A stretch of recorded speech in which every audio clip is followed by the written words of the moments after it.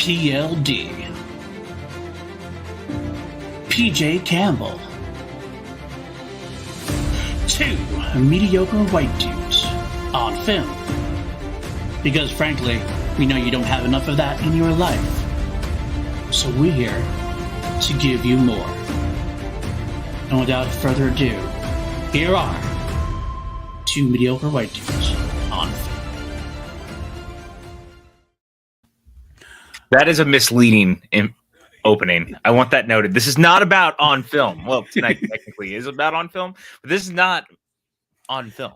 Technically, it's not, but that would be required. I had to redo the entire opening for a sub show of the main show. So you're lucky you got a thumbnail, okay? That's all I gotta say. You're lucky you got a thumbnail. I'm just saying you're lying to the people who came here to watch. This is not 2 mediocre white film or white dudes on film. This is 2 mediocre white idiots in a box. In a box. 2 mediocre white idiots in a box. That's who we are. This is the first time we've actually streamed this live. We're used to recording it. I'm not used to you not saying numbers.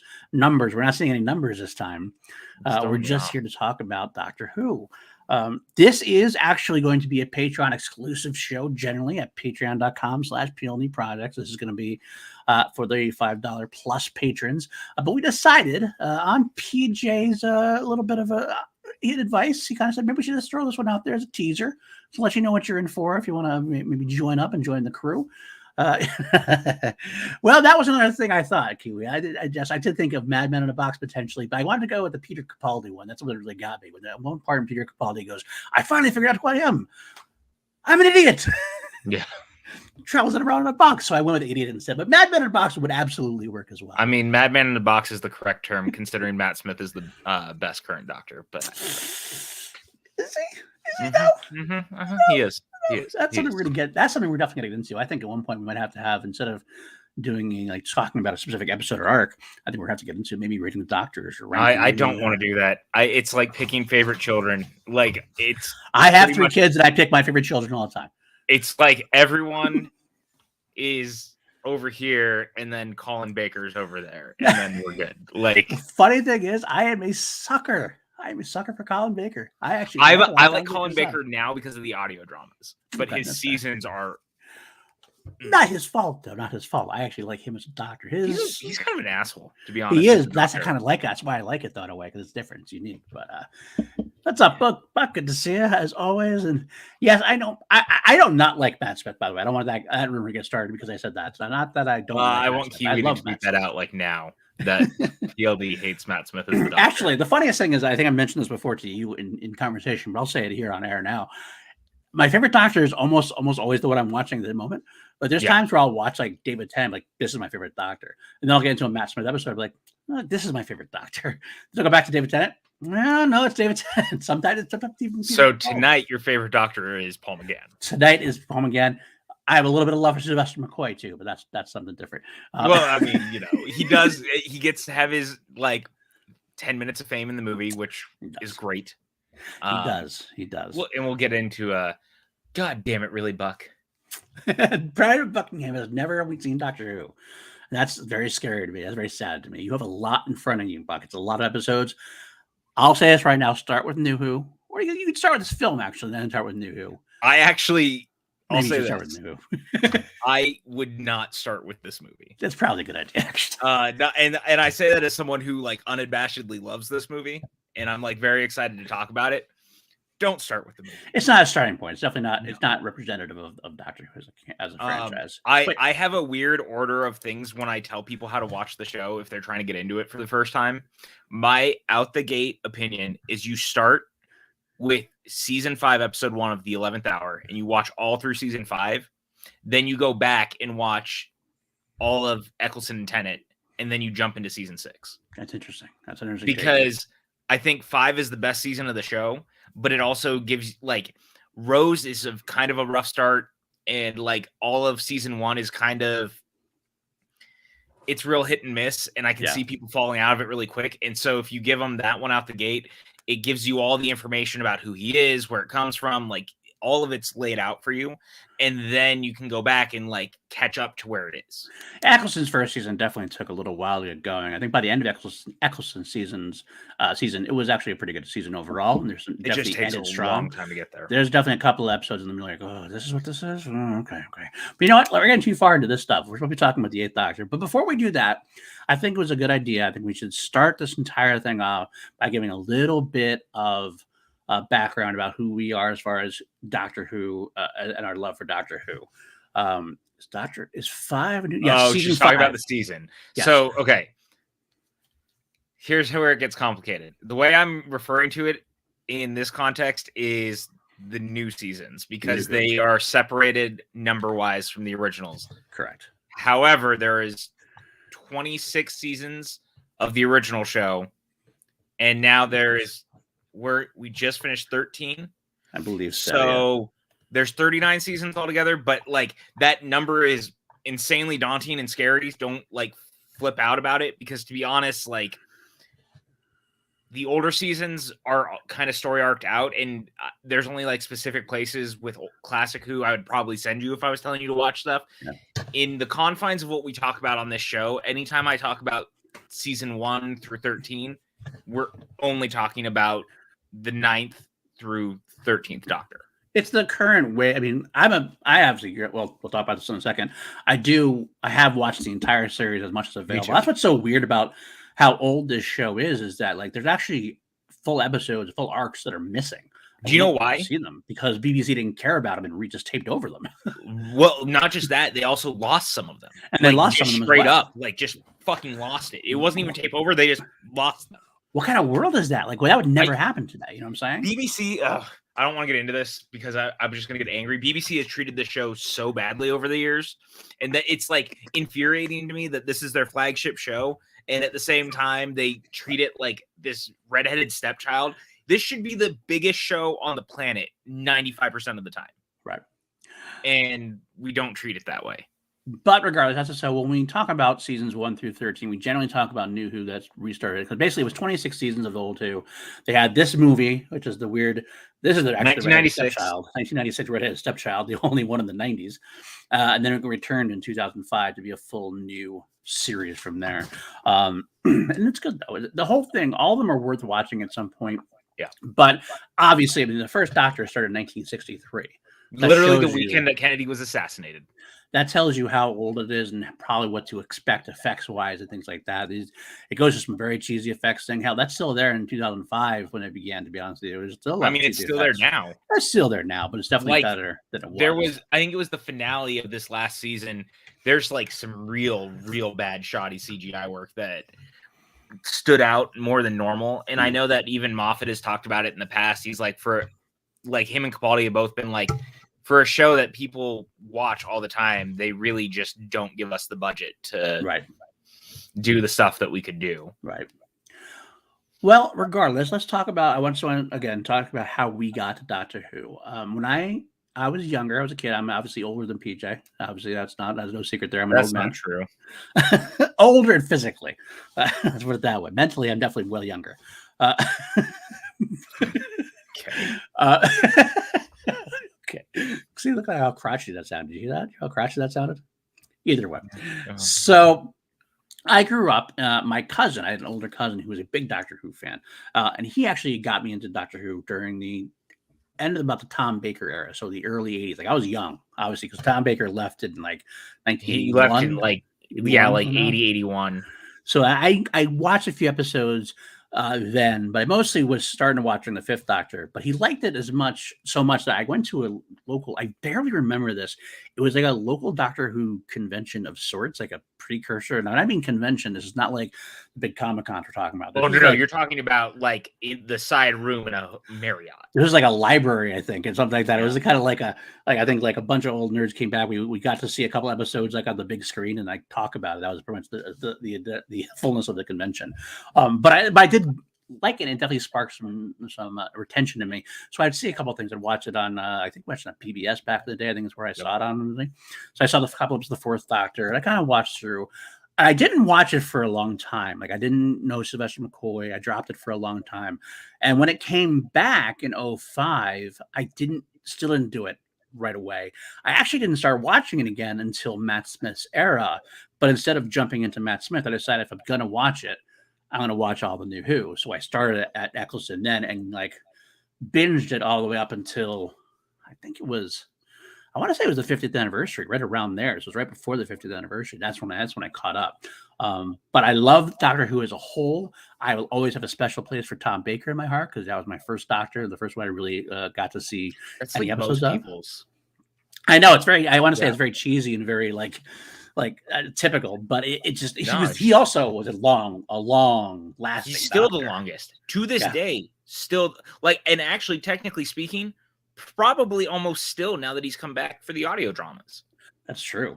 He's had like 7 full seasons, I think, of shows beyond, and he's made appearances since then. So he is definitely long term. So that was my growing up, and then I binged it. I got my family involved. I watched it again. I watched it all the way through, and then went back and watched it again with the family. That's how much I loved it. Yeah, the family loves it as well. So I'm still a fan as of today. I do have my second guessings about this current era. I love Jodie Whittaker. Yeah. Love Jodie Whittaker. Just not a fan of the writing, and I'm not a big fan of Chibnall, so I'm excited that Russell Davies is coming back. I'm excited. All right, we'll get into that in just a second too, because I think we should like lead out the gate with our feelings on that before we get into everything else, because I want it to be like, we'll get there. So similar to you, mine was actually the PBS era, because for the longest time, all the PBS, like public access versions of PBS would run old reruns of Doctor Who. Right. And so I want to say mine was probably Baker, but there's also the chance it was Pete Davidson's, because his are played a lot, his couple of seasons, and not the SNL Pete Davidson. Like, this is very different actor. Peter Davidson, he was on right. What is it? All Creatures Great and Small was another one of those BBC shows back in the day. Like, and of course, we find out, he's also the father-in-law of David Tennant these days. That's the funniest part. Yeah, which is the funniest part. He is like publicly talked about, what's the weirdest gift any fan has ever given you? And he said grandchildren. I have to interrupt you, by the way, real quick. Kiwi Jess actually did tweet it out that I hate Matt Smith. I just want to say I stopped and I actually live while we're on air. I had to tweet and say I have to live tweet and say this is not true, but it's okay. Stop lying. I want to say that one of my very early episodes was the Talons episode of Wing Chen. Good call. Good because I've always had a soft spot for Jago and Lightfoot, which is what's so funny is that they've had a long-running audio drama series with them since. Mm-hmm. But I always loved it. And the thing is that Doctor Who reminded me of old school Star Trek. It was kind of kitschy, but it had that energy of like exciting storytelling. And Tom Baker was very inviting. Like, He was very warm. And it wasn't until later when I would start to try to find some of these old episodes that you realize like the character was never as inviting in the early seasons.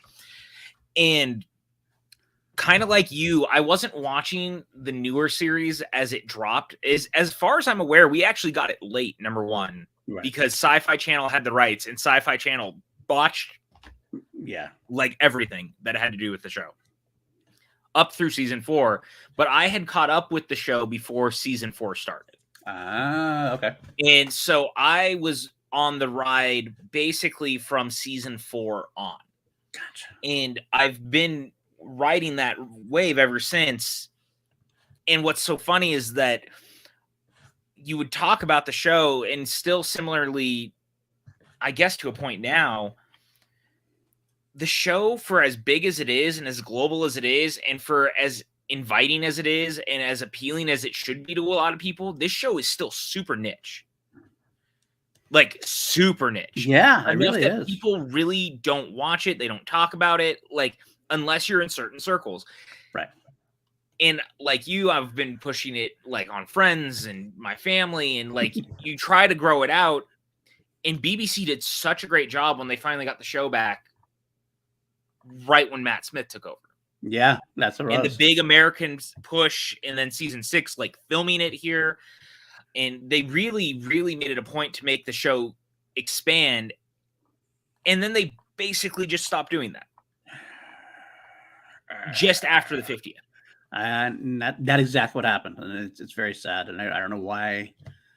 I don't know. It's very odd, but I'm always going to be happy that I like fell for the show because it's just so good. It is. It's got some of the best sci-fi storytelling you can ask for. It's very human, considering it's a show about an alien with two hearts. It's very human. Oh, it's especially about humanity. It's all about the potential of humanity. The positive. It's just the most positive show I think I've ever seen in my life. Just like the original series. Exactly. Of Star Trek.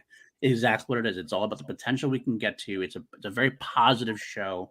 It's fun. It is.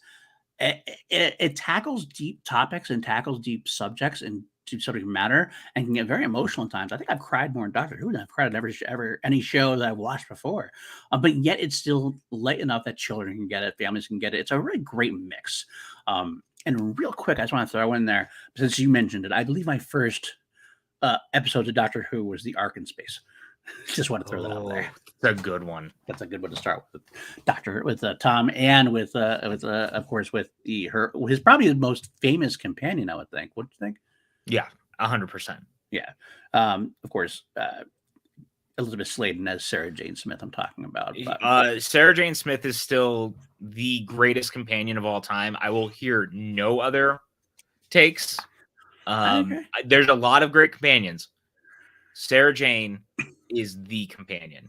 Yeah, she's had 2 separate doctors, 3, 4 technically, by the time you're done with it. I mean, Sarah Jane has hung out with so many doctors, has continued to be like the quintessential version of what a companion should be without having the soap opera side of it. Right.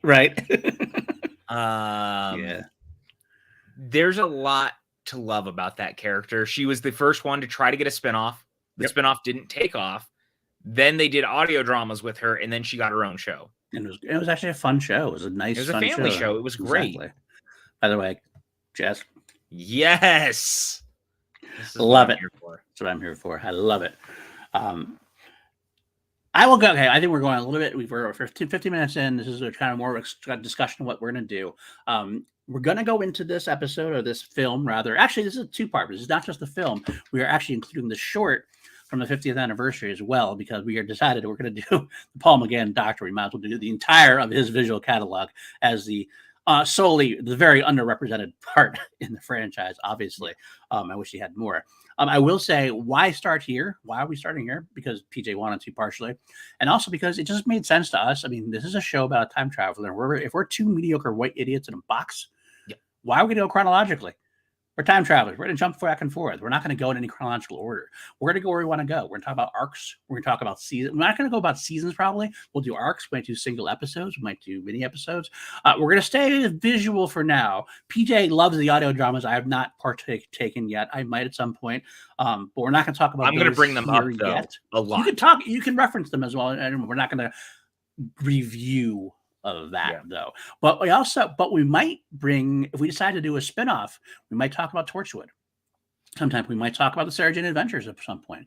There's a lot we could talk about, never in any kind of order. And if you guys have any arcs or something you really want to discuss, feel free to pitch them. We might decide not to do them right away, depending on, this is not it's not part of the perk. You're not going to just go ahead and do it.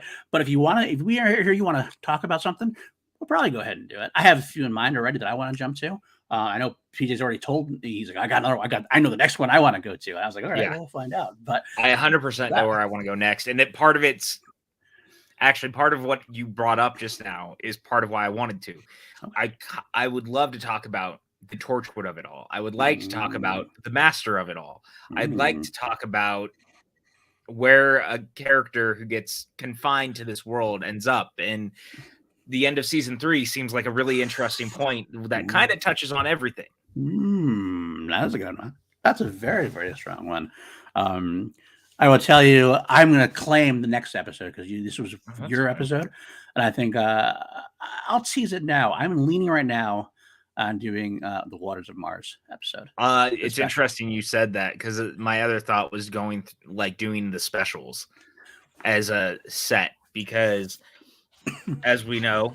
I mean, not to get too far off track, but these 4 specials were made by Davies and Tennant to say goodbye to the series because this was them walking away. Correct. They're all very specific. They all very much mold together in a very interesting way. Yeah. We'll have to decide afterwards on how exactly to do it, but we'll get there.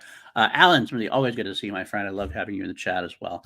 Again, last thing I'll say, it is a Patreon exclusive show. Generally, I hope you are enjoying this for now, and you'll want to come back for more. But let's get into it. We are starting at the Doctor Who, the 1996 movie, and this is really a weird place to start because we talked about it before, how we had 26 seasons and we had 13 seasons. This is that one that's smack dab in the middle, the one like 85-minute episode, pretty much, which is a TV film that's right in the middle.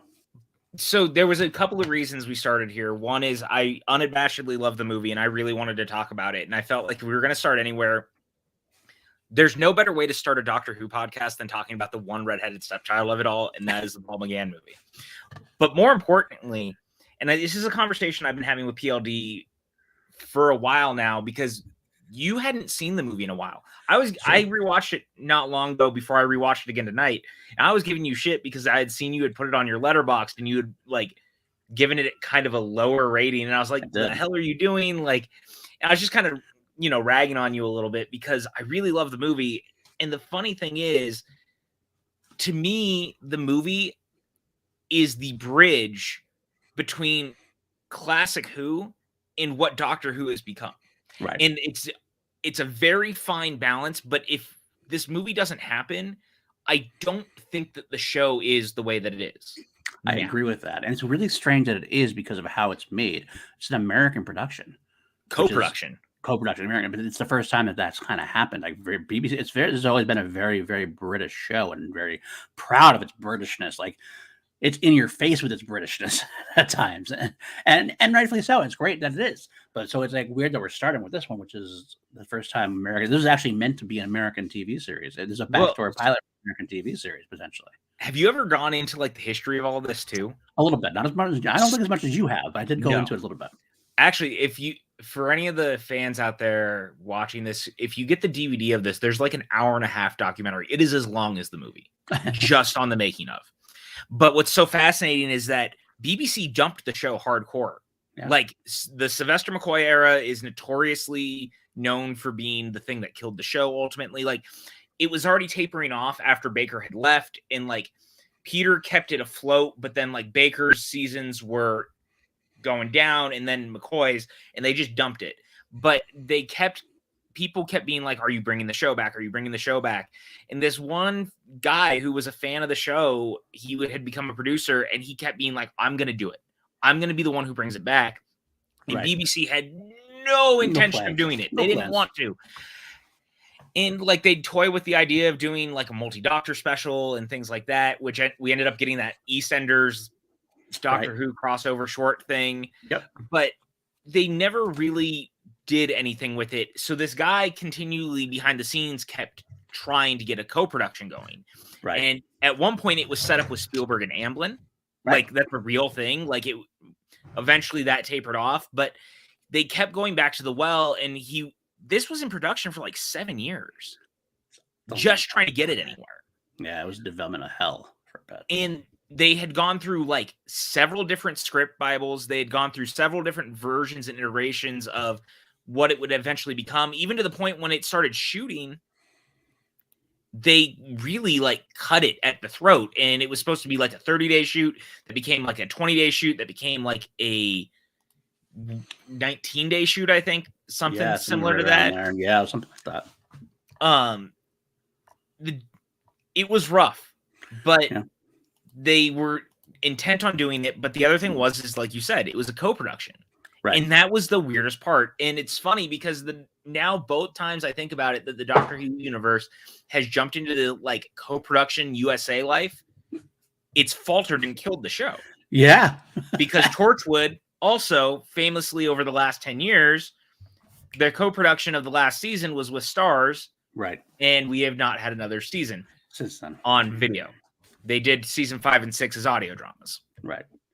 So I always wonder if they ever brought Torchwood back, whether they would continue it visually from continuing it from the audio dramas, or can they do that? How does that work? I think that Torchwood will not be coming back anytime soon in any capacity, considering the John Barrowman of it all. Yeah, I was going to talk about that particularly. I mean, I'll say it straight up with that stuff. It's put that show in a rather unfortunate situation. Absolutely. Because I think, to be honest with you, you probably could start from there once it was over. But I also think like their biggest issue became they had this big, for the first time, the Doctor was going to be on Torchwood. They had filmed or recorded rather a 10th Doctor Torchwood crossover. The trailer existed. We listened to it one night late on a Zoom. We were super excited about it. And then the Barrowman stuff came out and the show got canceled. Well, dropped Barrowman did. They've continued the show with every other character. Right. And I think that's kind of, if Torchwood comes back, it's going to have to be different. I would love for it to come back. I've been recently rewatching Torchwood, and when Torchwood's good, it's the best. I agree. I do love a lot of Torchwood. So definitely, if you don't know what Torchwood is the more adult version of Doctor Who. And I say that, and people sometimes take it the wrong way. They go in expecting like this really dark, and it's not like it's really extremely dark, but it's definitely darker, definitely more of an adult version. It's good. It's solid that way, but it's definitely a different thing than you're used to if you're watching Doctor Who. And it's hard. I have a hard time seeing how you can continue Torchwood without Barrowman, because I mean, to me, Captain Jack was like such a not the heart of the show. It's really, I mean, that's really the show. That I'll say this: the audio dramas have gone a long way, in my opinion, of showing that Torchwood could be more than just Jack. Okay. They've also gone out of their way to like there's a Torchwood 1, which is all about because Torchwood follows Torchwood 3. Right. Because there's different Torchwood stations. Right. Torchwood 1 is the one that you actually see in season 2 of Doctor Who when the Cybermen and the Daleks come through. And they actually do like an entire prequel leading up to that and like during that time, and then what happens after the fallout, leading to Torchwood 3 being like the top Torchwood. The audio dramas are excellent, and like I said, have done a great job of building back up. The stuff post Miracle Day has been very Gwen centric, which makes sense until Barrowman came back in 5 and 6. But like, it was good, and I think you could still do that. Okay. But I do think I'll be curious because now that Davies is coming back, anything could happen. I suspect that we're going to see more of that. Yeah, Children of Earth's ending is dark as shit. It is dark as shit. That's true. It's very true. But we're not talking about Torchwood yet, PJ. We are known for getting out of tangents, and I'm trying to keep it back. No, it's not. I don't apologize. I love doing it, but I think every once in a while I let it go, and then I got to bring it back, or else we'll never get through. Let's start with this Doctor Who, the movie. Right away, we start with the Master and the trial, and we see Sylvester McCoy comes back, and I'm very happy he gets to come back because both of these Doctors, between this film and the Night of the Doctor, they are two actors who never got to do the regeneration scene. Yeah.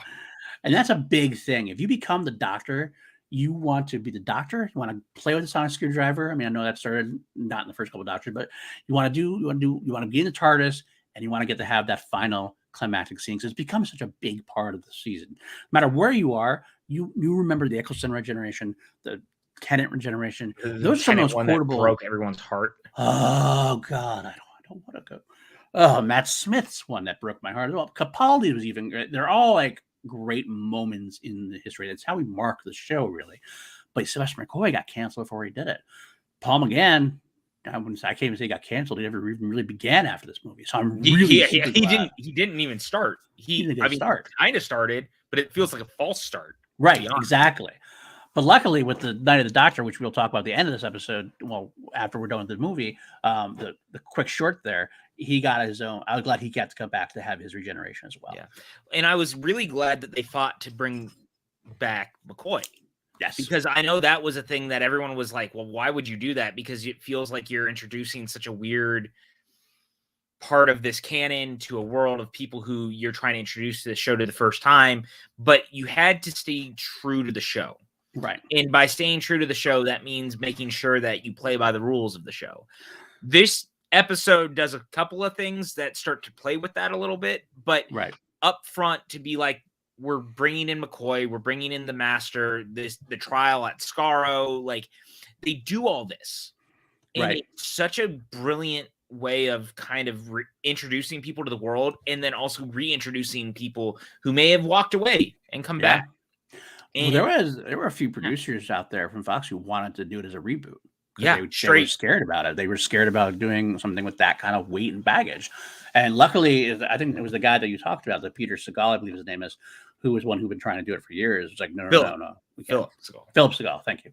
We can't do that. We have to continue. This is a show with such history, with such it's like royalty almost. You can't disregard 26 seasons of work at this point. It's iconic. So he put his foot down and decided, no, we're gonna do it this way. We're gonna bring Sylvester McCoy back. We're gonna show him getting regenerated, and then we're gonna move on from there. And I think it was a great opening. I thought the opening was pretty solid. It hooks you right up.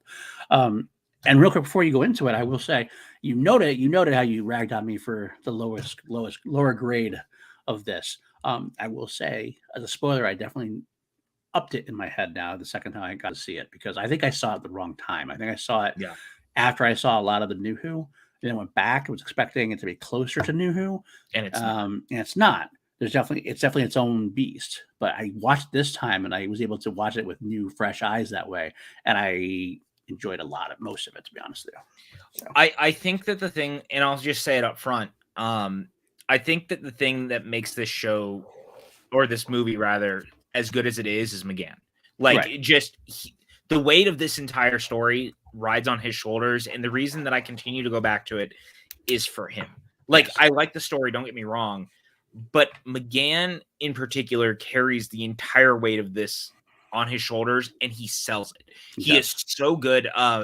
I kid you not, 8 has become one of my favorite Doctors. The audio dramas have gone a long way in doing that too, but it's such an excitable performance. He feels like a kid.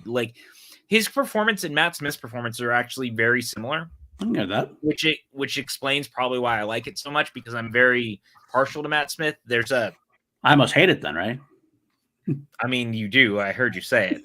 But there's a very Willy Wonka in the TARDIS feel to Matt Smith. McGann goes close to that at times, but he also rides that darkness in the same way that Matt is able to do. They're very similar performances, basically what I'm getting at. But he's also, there's this sense of classic Who that is not present in some of the other Doctors that he still has. And maybe it's down to the interior of the TARDIS, this gaudy Victorian style. It's amazing. It is amazing. It's so Victorian. His costume feels Victorian. The fog watch, everything about the way that this character looks to the way the character acts and talks and moves feels very throwbackish. Yeah, I agree. And I kind of love that. I really do. I do. Also, too. McGann just oozes charisma, and then I just feel bad that we off McCoy so violently. He, of all the Doctors, goes out so violently. I know. He gets like a gang shootout, for Christ's sake. That's how not just the gang shootout. Then the Doctors put him under the anesthesia is the thing that kills him. Yeah, that's funny too. That's true. It is weird. In a way, we're just talking about just bringing something up back real quick. We said that he didn't get a chance to even start. Even in this episode, he spends the first half or at least third of it with amnesia, so he didn't get to play as a Doctor. He's right. He only got to the last half of this movie to really be the Doctor, and it's amazing how much he has imprinted on you and others, because you're not alone. There's a lot of people who love Home Against the Doctor, and he imprinted on me as well too. I mean, even when I didn't like it as much as I did, even my first viewing, I never had a criticism about McGann because I thought he was really spectacular in that role. So I do like that aspect of it, and so he.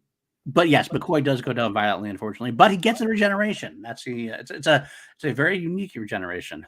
It's very body horror. Yeah, and also, can we talk about the very obvious? Hey, Universal and Fox co-produced this so that they put a little bit of we own Frankenstein, so we're going to show Frankenstein on the television, and Matt Smith or Paul McGann is regenerating while Frankenstein's "It's alive, it's alive" is happening in the background. While Will Sasso, of all people, has an appearance as the orderly at the morgue. It is so bizarre, but I love it. I really do. Will Sasso is one of those guys, and like there's a couple of like those guys in this film that are like definitively American like TV actors at the time, which definitely sets it up for it to be different than Doctor Who, generally speaking, which like I want to say it almost takes me out, but it's not a bad taking out. It's kind of like this is this Doctor Who. Okay, cool. And it makes you pause for a second. So I'm gonna ask you, and I think I'm gonna know the answer. Is there moments in this that we both were just talking about? Like, this show is very British, right? Right. Holy shit, this is an American co-production, this movie, in a way that like almost is absurd at times, down to like the score. Yeah. Yes, exactly. At the same time, there's a couple of times that like it really does jump out at you and kind of like, oh, okay. And it's just like it's camera shots sometimes. It's the way it's just like the dialogue is a little different. It's a lot of it in there is just off a little bit. The whole movie's off just a little bit. It feels very heightened to an American audience. Yes. I think that's the best way to describe it. But it's interesting because some of those things ended up becoming like staples of this. And do you know the thing that broke Doctor Who fandom more than anything in this? Yes. What is it? The thing that I don't like about this movie. No, that's not the thing. Oh, okay. That is the other thing. There's one other thing. It was the first thing that ever happened. Okay, go ahead. Oh, the Doctor kissing somebody. That as soon as he started, I brought up like the romance angle. This is where that began, and it was so strange and weird. All of a sudden, she wasn't a companion; she was a companion, potentially, and that threw me off too in a way because I hadn't seen that. Even though I had just watched New Who, I remember the old Doctor never having that. So I was like, oh, this is where it started. And that definitely grew fandom into like a frenzy. And it's so interesting because it became a staple of the New Who in so many ways, because Moffat really leaned off of it once he could finally get through it. Right. Like, but Davies made that an entire like arc point for 4 seasons. Right. Absolutely. And Moffat, while he leaned off of it, he didn't completely lean off of it. Especially after Matt Smith, because went into Capaldi with Clara a little bit. It was always kind of like there. It was always kind of like never was like, I don't know, consummated or whatever, but it was definitely in the background. I mean, her love for Matt Smith she can't even see Peter Capaldi until Matt Smith calls her and tells her it's okay. That scene is so good. Oh, so we'll talk about that one. That's one of those I tear up at. I'm not gonna lie. But then later on, when Peter Capaldi has such a hard time losing her, it definitely feels more than just losing a friend and a companion. It feels a little deeper than that. So they definitely, throughout the entire production, it definitely started leaning out. But this is you're right. This is where it began. What did you feel about? How did you feel about that? I mean, it's jarring. As the first time I watched it, because I don't think I saw this live. I remember when it was coming on. Right. I was real young because I was 6. Right. And I remember because around that time, like I still kind of watched X-Files, even though I wasn't supposed to be watching X-Files, sort of thing. And so I do remember the commercials like leading up to it, but it wasn't until after watching New Who that I think I went back to this one. And I think even then it kind of threw me. Right. But then it settled in because I guess I had gotten so used to the rose of it all, like it didn't really bother me.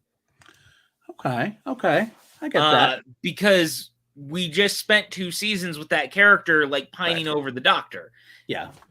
You know what I'm saying? True. And then you have an entire 3rd season where the companion's pining over the Doctor and isn't going anywhere. Like, I guess you could say it didn't really. I mean, I said it threw me a little bit because I just expected. So I thought that began with Rose, so it only threw me partially. If I had never seen the New Who and just gone, I can't imagine what it was like not having seen New Who and going right into that and seeing that. Which is why I think it threw the fandom. Yeah, absolutely. Now we'll talk about the other thing through the fandom before we go into any further. Yeah. And it's the thing that I still hate. It's one thing I have a hard time letting go of this film, and not only because it happens, but then like they don't even bother trying to retcon it later on. They just kind of like, this never really happened. I came up with my own headcanon for it. So I should say the Doctor is supposedly in this movie half human on his mother's side. On his mother's side, I think he's lying in that moment. Okay. I do. I've come around to this idea that I believe he was lying in the moment more than anything, because there's something about, I kind of caught it this time, and maybe this is just me looking for things, but it's a moment where they're trying to get up to the clock. They're trying to get to the beryllium cell, and he's trying to convince the guy to let them go up there. And the guy's like, look, you said you had this big secret. And it feels very tongue-in-cheek doctory to just lie about it, because instead of saying instead of flat out saying that he's an alien, he just says, I'm half human. Like, there's this idea to me where he's just kind of fucking with this guy. And that's, in my head, I see McGann doing that. I guess I could go with that. I mean, it's probably a better explanation than anything else. I just wish it was more, out and out. Because, I mean, let's be honest, like, the fandom fucked with that for a while. Like, what the hell is this? And it was never talked about again. I guess that's maybe the best way to look at it then. Maybe that'll help me out next time I watch it. I'll try to look and see if that helps. Because definitely threw me, even this time, it's kind of like, oh, I still cringe. At that. I'm like, this totally breaks everything you ever knew about the Doctor. It's just not. It's real frustrating because, like, as the show has gone on, we've seen them do stuff with the character that very much goes in the face of that. 100%. And, but let's be honest, though, in the, 1963, 60th anniversary is coming up. In the 60 years, there's been a couple of times where things have happened that have shaken the core of what we known to exist and changed things. And these last 2 seasons have done just that, or 3 seasons. This whole Timeless Child arc is, look, interesting. Jodie is a great Doctor. She's so good. She deserved better writers and a better showrunner, because the Timeless Child arc is flat out terrible. So far. I don't like it. I don't like any of the Timeless Child stuff. I'm not a big fan of it. I'm willing to stay open minded about it and see how if they stick to the landing. Because maybe they stick to the landing. Maybe they fool everybody. This is one thing that this guy Chibnall's wanted to do the whole time. Maybe he has a good ending planned and we don't know it. Maybe he's going to stick to the ending and we'll be okay with it. I'm not optimistic. I'm not optimistic about it either. I'm trying to stay open minded about it. So I'm going to watch. I always watch. I watched everything. Remember, dude's only got 2 episodes left. That's true. Oof, I was going to do it, but who knows? I don't want to go down the rabbit hole, but he said he had a 5-season plan or something, and it feels like when Jodie left, BBC was like, "You can go too. Like, pack your bags, you're done." And then they got Russell T Davies back. I kind of think that happened first. Honestly, I think they got Russell T Davies back first and went, "You'll come back. You'll come back." All right, Chibnall, bye-bye. Yeah, I kind of think that was the move. And I've been, as you know, I've been reading the Writer's Tale. And I've been having some fun going back to that. Russell T Davies 10 years ago, 15 years ago is a much different version than now. So I'm even more excited to see what he does with the show. Not to like derail us talking about the movie, but like he's changed a lot as a creator in a great way. He's become even more aware of the way that he can do things. The stories he's telling feel very personal and very different. Like, it's so far away from Doctor Who that I'm excited to see him come back to Doctor Who to see what he can do in this new version of it. Yeah, me too. I mean, I'm very interested as well, because I think he can inject a life that has been there for a little bit, make it appointment viewing again for me. That's one thing I have to say that makes me sad, is that Doctor Who was appointment viewing for me. I watched every week at a time, and this one I waited. I binged it at one point. Kind of not even binged. We both talked about that too. Like we both tried to watch through this last season kind of on time, but even then I'd fall an episode back, and it was only 6 episodes, and I couldn't bring myself to rush to get to it. Yeah. Although this season I thought was better than I think this season was better than the first one. Or the first season was his worst. He definitely did improve a little bit as he went on. There's moments that I still like, oh, that's a nice moment. That's a nice moment. But I thought his New Year's special was the best thing he's done so far, and that's saying something. Yeah, because that was only decent, really, honestly. But anyway, going back, as we're going on a tangent again, I got to ask you. Yeah. We're going to have to talk about it. Okay. Talk about Americanizing. They decided that they had to have the Master because you have to bring the Master in if you're going to do it. The Master is the Moriarty to the, right, the Doctor's version of Sherlock. Right. But they didn't get like a British actor. There's no real British actors in this movie, by the way. No. Except for McGann. And we have McCoy. Right.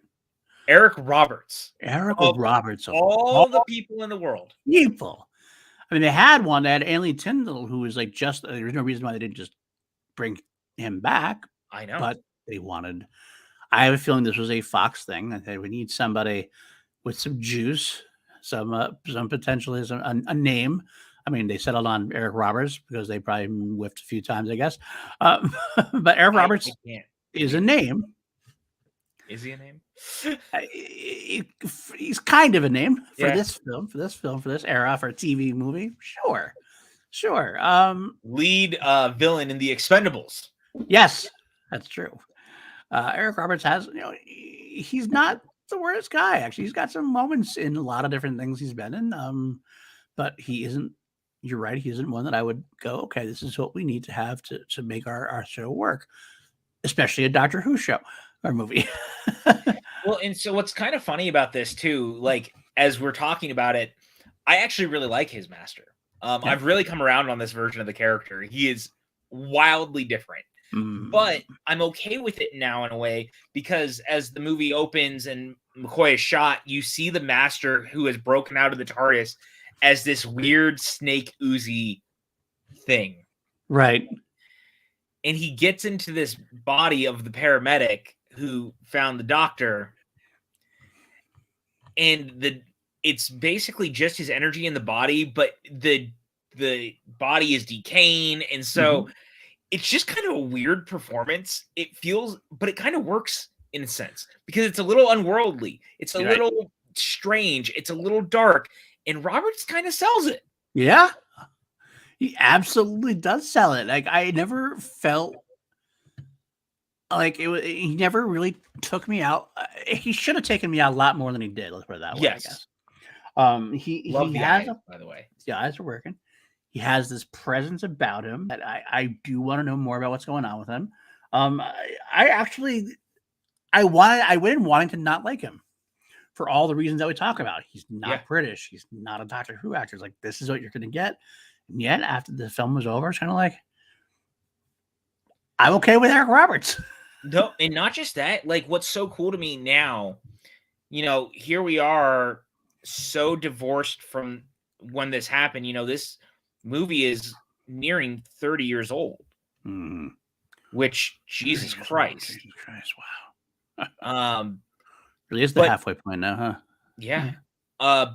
Big Finish, who does all these audio dramas that I've been talking about, they brought him back. They brought him back a couple of times. He met River. He was in one of the River box sets. He came back with 8. They did a multi-master story that he came back for, and then he got his own set of stories.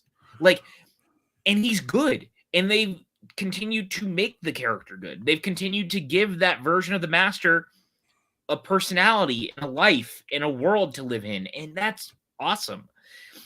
And that continues to make this movie feel less redheaded stepchild because they care. People who actually watched this and were like, how can we make this version of the character work? Found more ways to build out on it. And that's awesome. And Roberts has come back. That's the thing. Like, it's not just using that version of the character. They got Eric Roberts to come back and record all these stories as the Master. Who would have thought 30 years later, Eric Roberts would want to come back and be like, yes, sign me up. I'm back as the Master. Bring it, bitches. Right.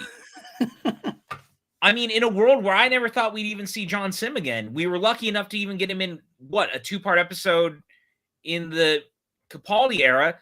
Dude has also come back for some of the audio dramas. Right. I love John Sim. John Sim's so good. We're gonna get there too. Yeah, absolutely. Okay, so we get to die. Our Special McCoy gets shot. They get him to the hospital, and it's a lot of fun there talking about the two hearts. It's always the kind of case that doctor can never go to the hospital because they're going to see him with two hearts. I like the overexposure jokes I use. Yeah, like do it again. It's obviously it's obviously a double exposure.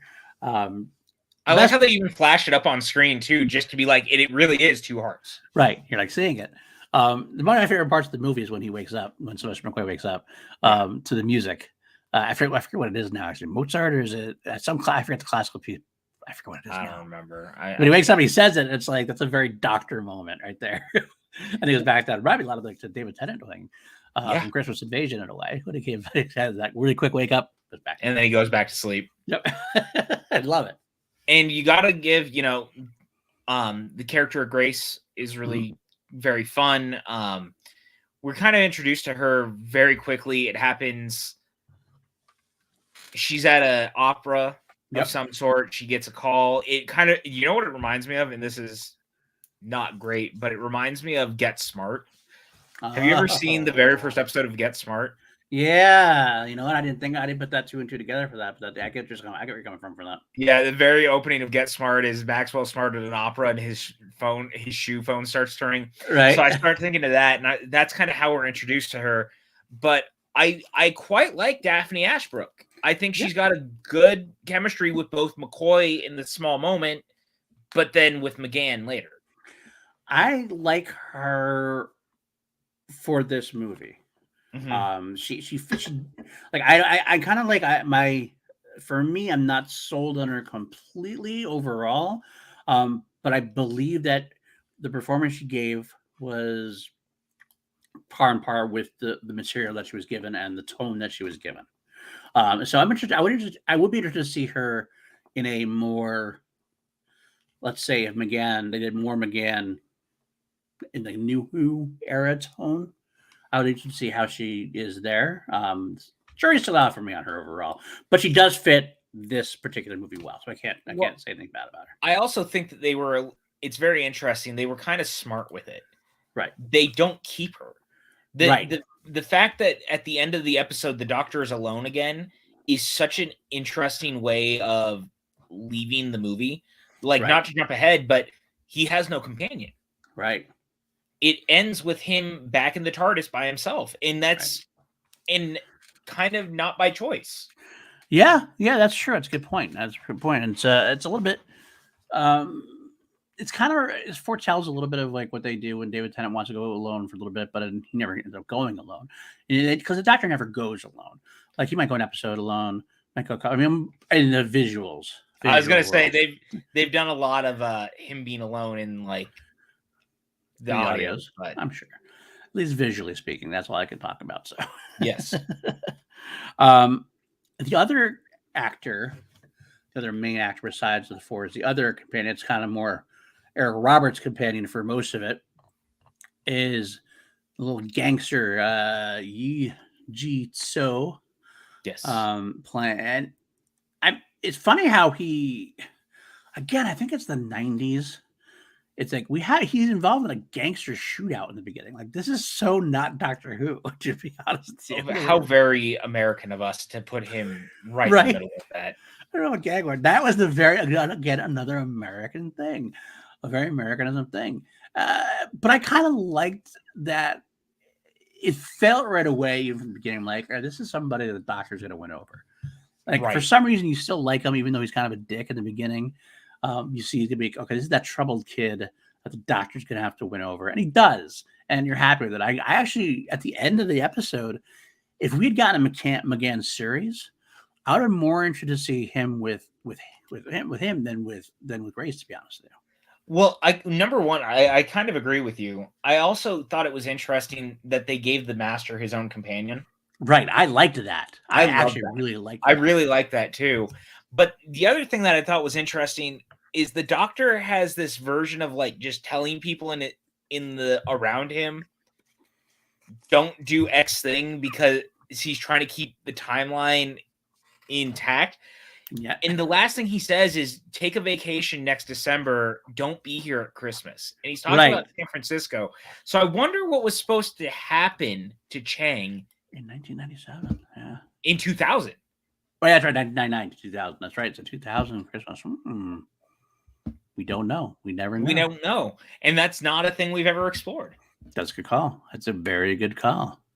And we probably should at some point.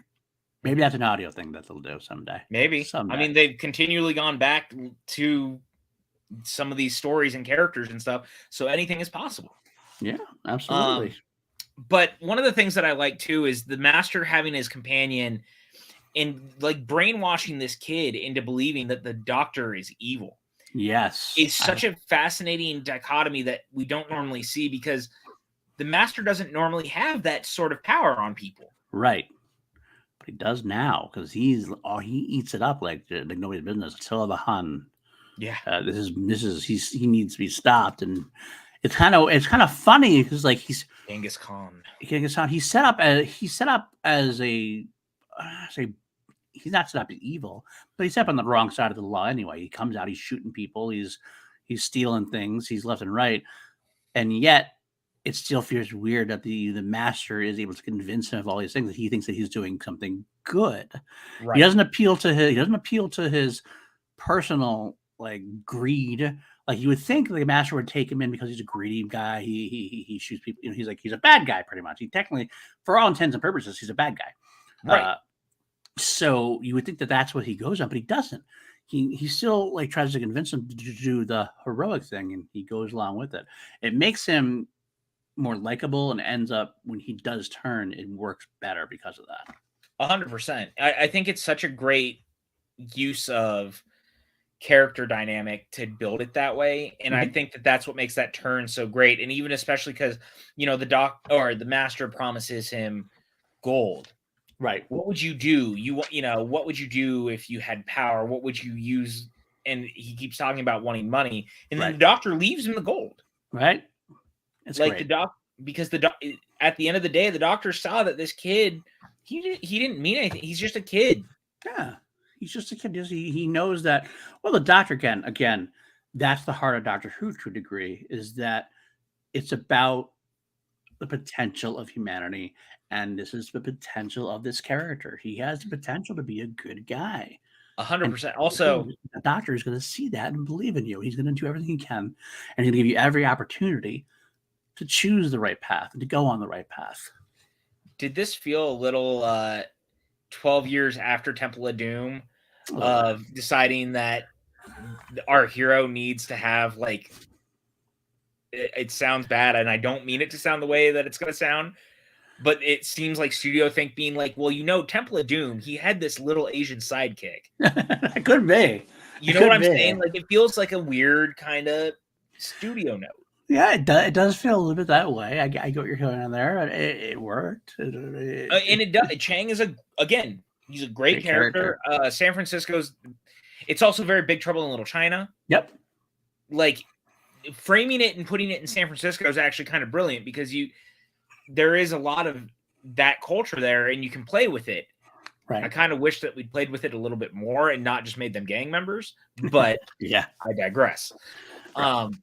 It was the 90s though, also. So, but it's also the 90s, and we can look at it and go, huh. We can do better now. Yes.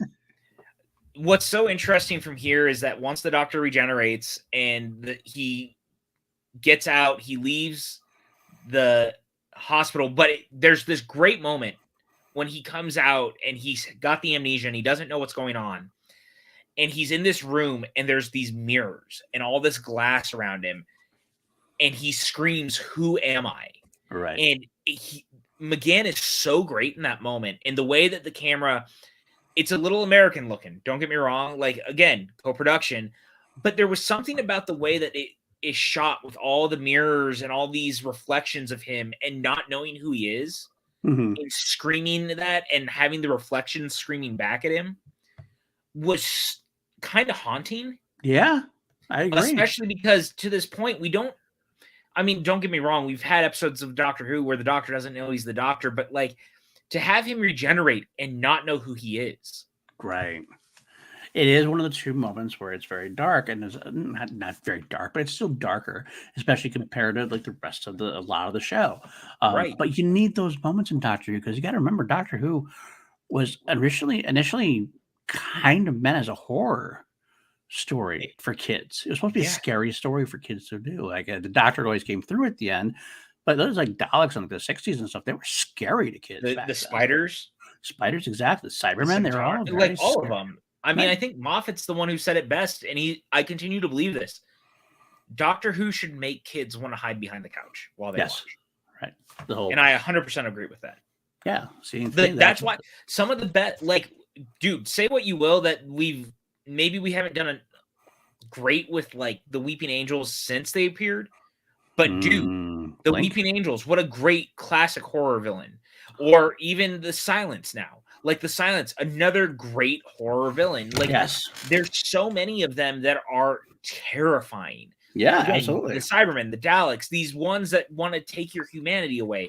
Like there's so many of these villains, and even the Master. The Master doesn't care about Earth. No. He's really willing to let reality collapse on itself. Yeah, 100%. That's how he is. It's scary. It's supposed to be. So it's nice to have those moments because it also, I think, because of those moments, it makes the good, the humor, the fun part of it even better, because you need that. You need that recovery. It's like the give and take. You give and take, you get a little bit, and then you get a little bit back, and it works. That's what this film does it well. Yeah, 100%. And that's the thing with McGann, is that from here, like, then it happens, and he finds Grace, and he knows that he knows Grace, because she was the one who was operating on him, but he doesn't know why he knows her. Right. He's still got amnesia. The music cue. Yeah, the music cue is so great. It's so good. But these moments with them together as he's figuring out who he is and he's starting to remember, and McGann becomes so playful. Yes. And it's such a contrast to where we first find him to that turn. Right. And that's why when he's so excited about the shoes that he's wearing, the shoes, they fit perfectly. He's just so fun to watch. Right. And that's when you realize, holy shit, we were robbed of having an entire series with McGann. At least one full series, because there's one thing the Doctor should always be, and it's chaotic and unpredictable. So you have the one, and he really enveloped that really well. You never knew what he was going to do, never knew how he was going to react. You had an idea maybe, but then he'd like throw something way out of left field and make you laugh about it, or make you get excited about it. He just felt the energy you want to go along with him. Is this one of the great moments? Because to your point, there's a great moment in this episode. It is a moment or movie rather. It's a moment that I love so much. And it's this moment where they're stuck in this car, this traffic jam. They're trying to get to the clock. And so they get off and they see this cop with the motorcycle. And the cop is like, back up. What are you doing? And he pulls out a bag of the Jelly Babies and he goes, Jelly Baby? And he's handing him the Jelly Baby. And the cop is like, I don't know what to do. Right. And he takes the Jelly Baby. And in the moment, the Doctor grabs the gun. But instead of threatening the cop, he threatens himself and puts the gun to himself and threatens to shoot himself. It's so perfect. It's so good. Yeah. It's so great. And it's so like, wait, what? It's an unpredictable moment that is so fantastic for this character.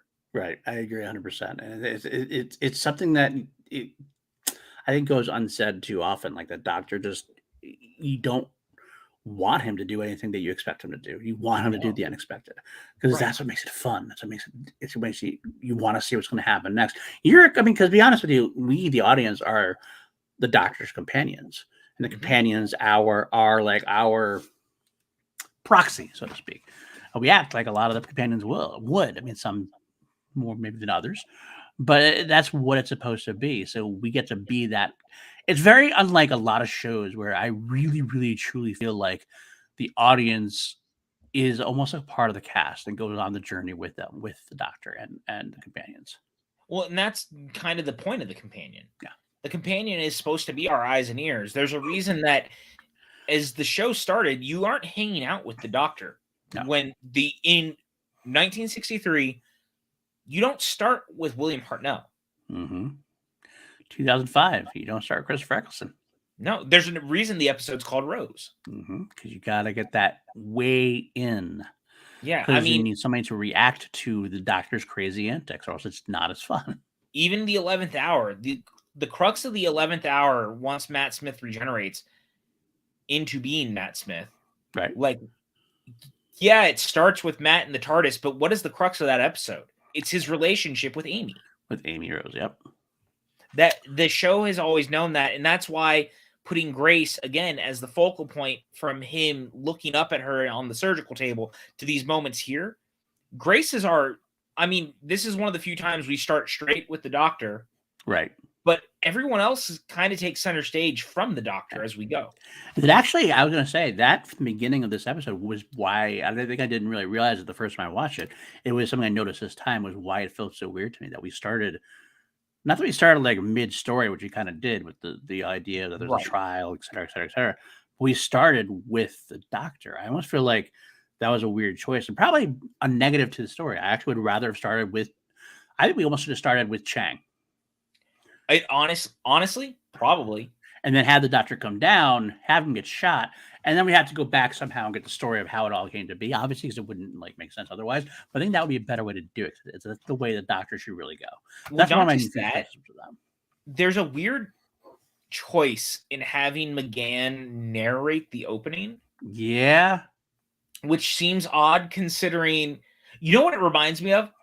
Like those old, like all the CW shows had those openings on the DC ones about I'm Barry Allen and I'm the Flash.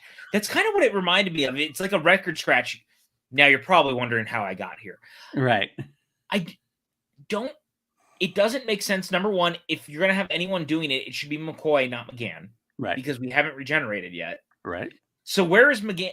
But the show also doesn't end with narration. The Doctor never narrates the episode again. Ever. And it's not something he does. It's definitely a different thing for him. I don't remember any episodes where the Doctor has narrated anything for. Have you? Can you? I want to say maybe the Family of Blood had a little bit of narration. Maybe. But it's not like a normal voiceover sort of thing like that. Like it's not a thing that the show does, because again, the show, it may be called Doctor Who, but he's never normally like the main focal point enough that he should be doing that. Right, 100%. So it's an odd choice as far as that's concerned. Now, the other thing about all this, too, is that it plays so heavily on like the Doctor Who of it all. The story was not maybe the best story that you could have used to try to introduce an audience. Yeah. It's a little, it's almost a little too wibbly wobbly, timey-wimey weirdness for a first time Doctor Who viewer if you're trying to bring in new people. Right. I think Rose is a better understanding jumping off point, or even like the 11th hour. There's a little too much of the clock setting time back, reality folding in on itself. Like there's a lot happening in 85 minutes. Yeah, you're damn right. And it's too much. And the reason it becomes like such a pressing issue that it doesn't have the budget. This is like a special episode that's not a special episode. It feels like it should be a season finale, but like it needed to expand more to be a season finale. Yeah. It's just trying to do too much too quickly, because we need to, like, the idea is like, imagine having like the season finale of Chris Eccleston after like Rose, like you get Rose and then you get then you get to that. Yeah, like that's just like, it's too much. You need space to breathe. You need space to get to know Paul McGann, so that when he makes these choices and he gets at the end, like he's like all tied up in the TARDIS and he's making these like pleas to Grace and everything else, it doesn't feel as earned as it could have. I mean, it's not bad. No. They do a good job with what they have, but it could have used a little more spread out, a little more feeling out. It needed to be like a 2-hour movie, because the thing is that to an audience that's never seen the show, you're introducing the Doctor. To an audience who's familiar with Doctor Who, but you now have to introduce 2 companions, Plus, you have to introduce the Master. Plus, you have to introduce the clock and what's happening. Plus, you have to introduce the TARDIS, which they don't really ever explain the TARDIS. No, not at all.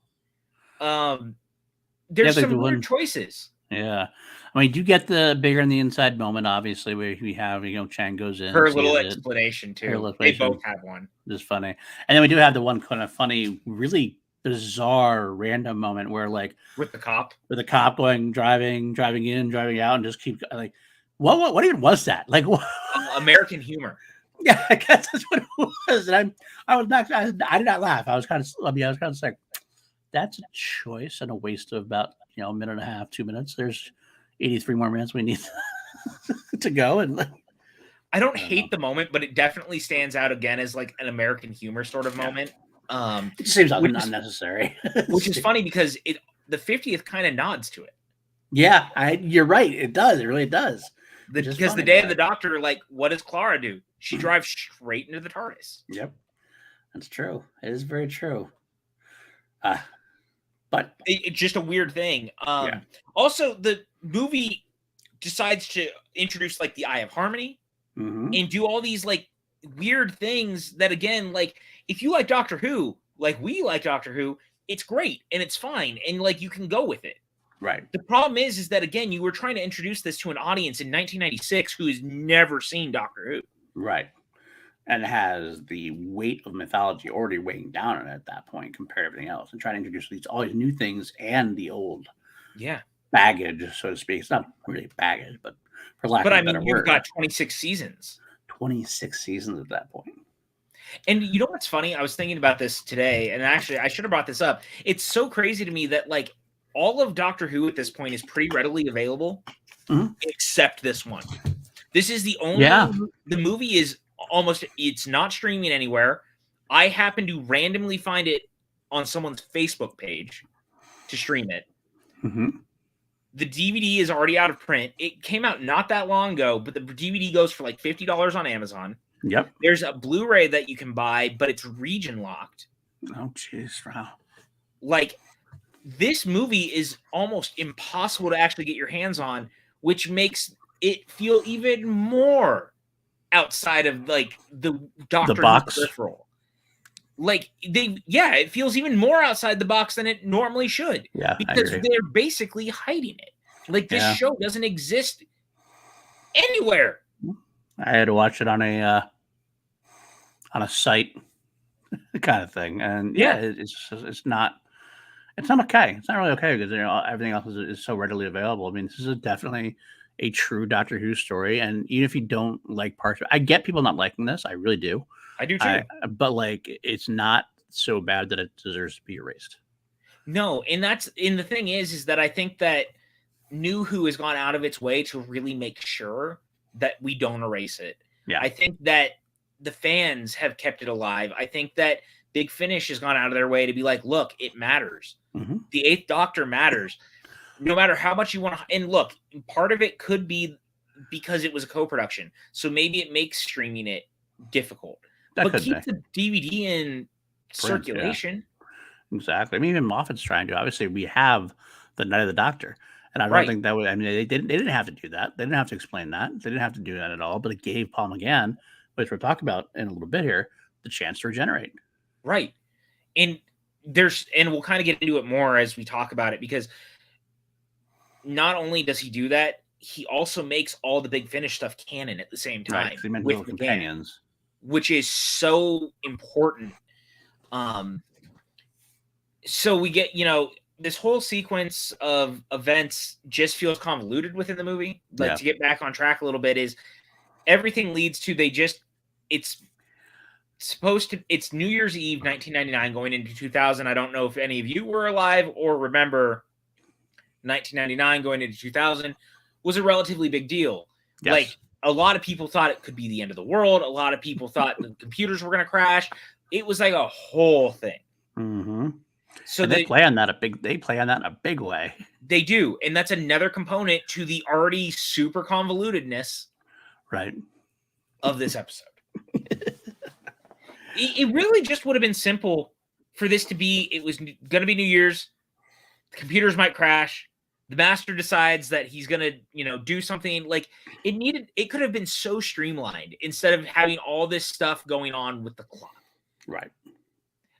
And also, like, in the very Doctor Who way, like, of course, he regenerated right near where the clock is going to be, and he needs this clock to defeat the master.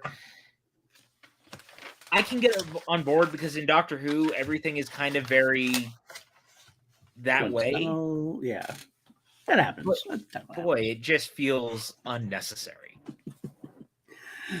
So we end up back in the TARDIS after the whole issue. He gets the beryllium battery. Gets the beryllium chips or battery thing, and they're all in there. And that's when we get the whole final confrontation. You get Paul McGann basically set up in a and like a Clockwork Orange kind of setup. And basically the Master become Doctor Strange with his getup. His getup is fucking. I actually think his getup looks kind of great and feels very Time Lord, especially new Time Lord.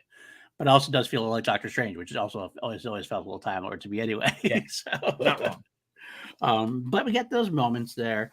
To get the Grace getting taken over, that whole sequence, which is it's good. It's got emotional. It's actually Paul McGann showing the other side of him. Like we said, he has the humorous side. He does a very good job with the playfulness and everything else. When Grace is taken over, and when he's trying to talk to Chang and he sees what's going to happen here, he becomes really serious. He takes that serious Doctor role. I think that is actually where he becomes the true Doctor for me. I don't know, and especially in the New Who, I feel like the Doctors all have like a moment where they become the Doctor. They have like a speech. The end of the 11th hour. Matt is the end of the 11th hour. That's true. I think Capaldi is actually like 6 episodes. He has like a moment in the first one, but there's a moment like the 6th one, which I really the graffiti one. That's the one I think he became. He had that big speech at the end there. Tenants is at the end of his first too. Yes, Tennant has right. And of Christmas Invasion, he makes it known. Jodie has a moment at the end of her one, which tries to be. It's not as successful because it's poorly written, but it's definitely that kind of moment it's meant to be. It's the moment on the train. Yeah, exactly. A couple things like that. So there always have those moments, and this is where Paul McGann shows he is the Doctor. He's pleading. He's showing mercy to Chang. He's showing what he wants. He's showing strength as well. He knows what needs to happen. And he's powerful. He's got a powerful performance out of him. This shows, again, what we missed out on. Oh, it absolutely does. And, I love this whole bit at the end because I also think that Roberts really gets to show off as the Master. Yeah. There's a little bit of, again, it gets very Americanized with his, like, screaming and stuff that feels very kind of tacked on, but there's this really great back and forth of him trying to steal the regenerations because he's trying to, this body is dying. He wants to continue living on in this body. So he's going to steal the Doctor's regenerations because he has none. And I really love the way it plays out. I love Chang's turn. I love him seeing what this is.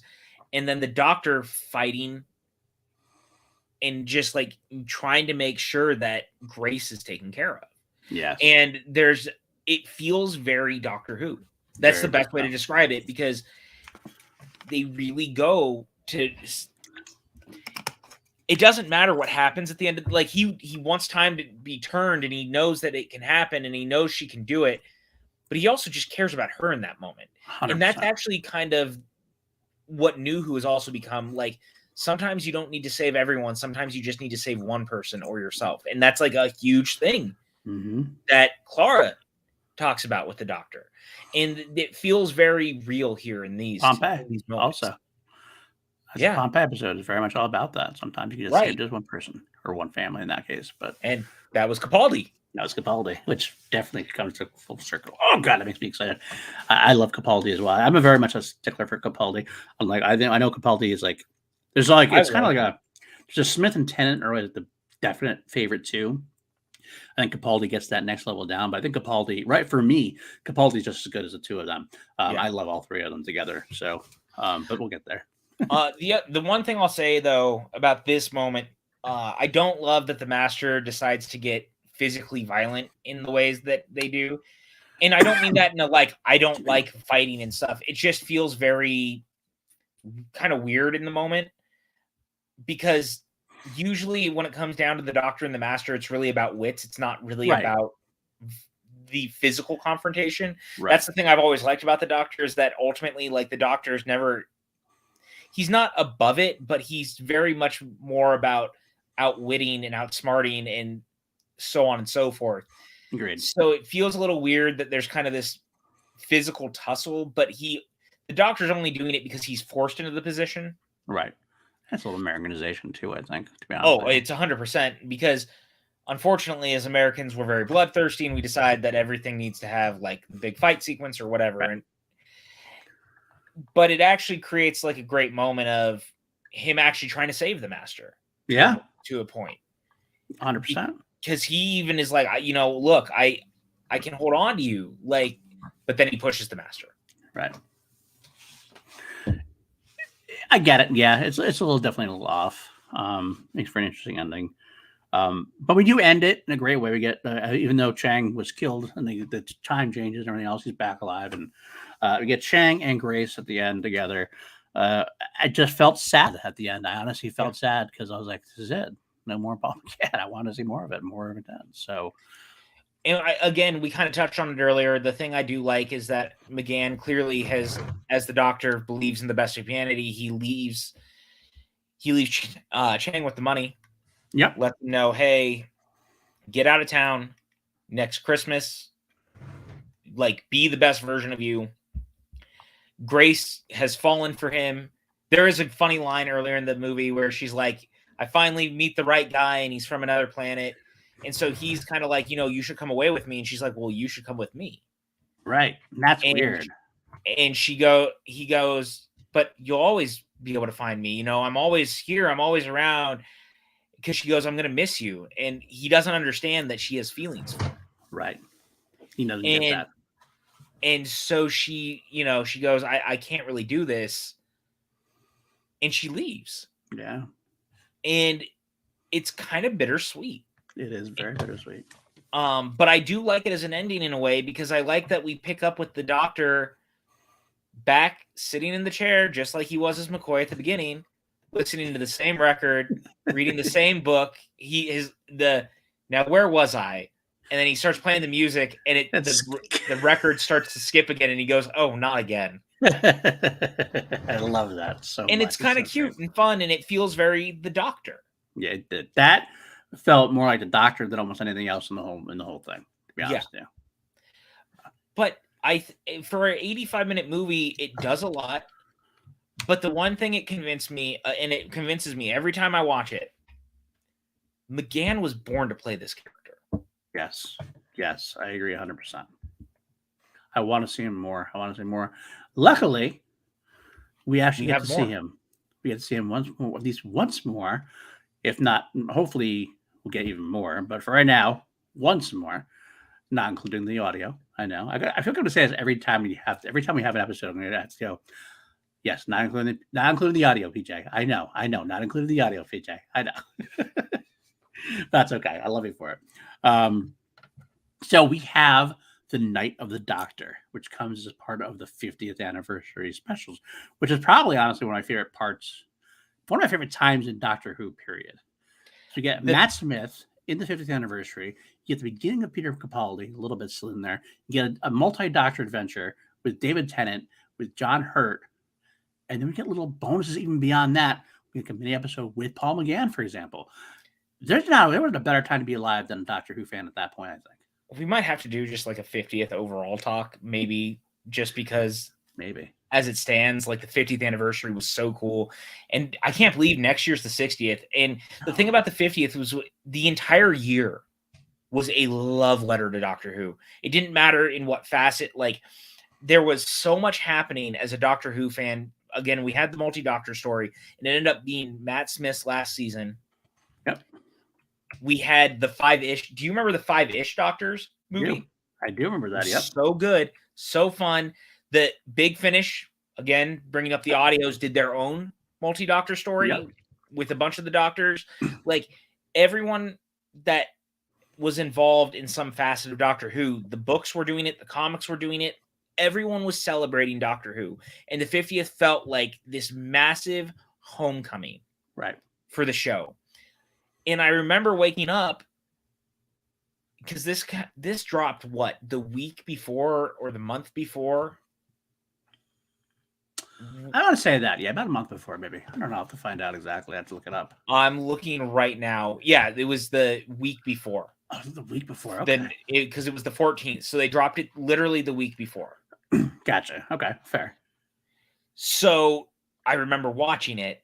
I woke up that morning and everyone is posting this clip because they're like, you guys aren't going to believe this. You aren't going to believe this. And I'm watching it on Twitter and I hadn't turned the volume up or anything. And I'm just kind of looking at it and I see McGann and I'm laying in bed and I drop my phone and I was like, what the shit? And I like quickly scramble to like pick my phone back up and I like turn and I'm like, what is and we get an entire 7-minute episode bringing McGann back to have him regenerate into William Hurt. But John Hurt. Seeing McGann again. Rest in peace, William Hurt, by the way. Rest in peace, William Hurt. He passed away. That's something awful. But John Hurt, the War Doctor. John Hurt, my bad. It's okay. Yeah, William Hurt, the brand. I talked about William Hurt earlier. I know, exactly. No, I get the same way. And I wish I didn't even have because I hadn't seen that episode. I hadn't seen the film at that point yet. Oh, yeah. So this was a new experience to me. I remember hearing about this episode coming out. And I was like, oh, cool. I think that might be, honestly, the funny thing is that might be why I didn't like the movie the first time I saw it, because this was my introduction to McGann. I could see that. So I saw McGann, and I loved what I saw from McGann in this 7-minute episode. I expected it to be like that, and also he went back and wasn't bad at all. It was a lot different. This was definitely a more serious take because it was a more serious episode. It was a more serious concept. Well, what's so interesting too, and what's so interesting is that the Eighth Doctor had kept his appearance from the movie, right, for 20 years, roughly. Right. Like, as far as the audio dramas were concerned, he had the same look for seasons. Right. Until just before the 50th. Right. They did a series called Dark Eyes, and they dropped a promo photo of McGann for the first time in what his outfit has now become since. Mm-hmm. And I remember I worked at Best Buy at the time when they dropped the picture, and I was like, well, that's fucking cool. He looks great. Having no idea in the back of my head that that's also clearly BBC being like, we're going to bring this character back. We don't know how, but this version of the Doctor is going to come back. Right. Now we know how. And now we know how. And what I love about this too is that this was clearly Moffat trying to decide that, hey, every Doctor deserves his final moment. Right. Every Doctor deserves the regeneration, and we never saw it. Yep. Like, there was a comic strip years ago that like did their version of it, but this was Moffat going, this is the canon version of how 8 becomes the War Doctor. And not just that, it's the Doctor finally entering the Time War. Because even the audio dramas now, they did an entire series of the Time War where the Doctor is on, and it's 8, and he's like, I want nothing to do with it. He's running off. He's ignoring it. He's getting, like, he's caught in the middle of it but he doesn't want anything to do with it. Right. And it's so good that way. Yeah. It's a good take on the character. It's a great take. And especially because I've been listening to these stories for so long that you really feel him. Like, you see why he doesn't want it. It's not who he is. Right. And I got to say, Moffat is brilliant at times. Yes. He's had some faults sometimes, but this was a very brilliant stroke. But the idea was, I mean, obviously we know this, we'll get into this a lot more when we talk about the 50th anniversary and everything else, but he wanted Eccleston to come back initially. Eccleston, Tennant, he met with him. Smith, he met with them, and Eccleston declined for reasons. I mean, Eccleston had some problems with the BBC and things of that nature. Eccleston has come back. 9 would do it. And he also, that was another thing too, he also didn't think 9 would do it. Christopher Eccleston is very picky about what he thinks the character would do and how he's portrayed and everything else. And good for him. I mean, he has the right to do it. It's his livelihood. It's his thing. He has come back for the audio drama, which is cool. Good for him to say. But either way, when he declined, Moffat had to come up with some kind of fill-in or something. But he didn't just have a fill-in. mean, he could have gone just with with just Tennant and Smith, but instead he added the War Doctor, and all of a sudden there's this whole idea is we all had assumed that McGann was 8, Eccleston was 9, and so 8 must have become 9. And all of a sudden that's not the case. And all of a sudden he introduced this thing like that wasn't the case. And you're like, wait, what? Do you remember the first time you saw the finale of season 6? Yes. Yeah, you're like, what the fuck just happened? You've seen the War Doctor. 7, I'm sorry. The War Doctor. What the hell is this? And because not only does he find a way to do that, and does he plan your suppositions on that, he also decides that he's got to counter with the ideas of, well, we know, even though we want to go against 8 going into 9, introducing the War Doctor, we know that everybody thinks 8, 9, 10, 11. So you still can't just insert. Like, in a way, it would have been easier to go, oh, well, Eccleston is really 10, and Matt's really 10, it's really 11. But he couldn't do that. So he comes up with this great idea that he's not a doctor. I mean, he's the War Doctor, but he doesn't consider himself one of his real doctors, in a way, which I love. And they've really, again, speaking of, because I listened to all these, they've really leaned in on that with the War Doctor series. Yeah. Because there's different. John Hurt came back. He did 4 box sets. He did 12 episodes as the War Doctor. That's great.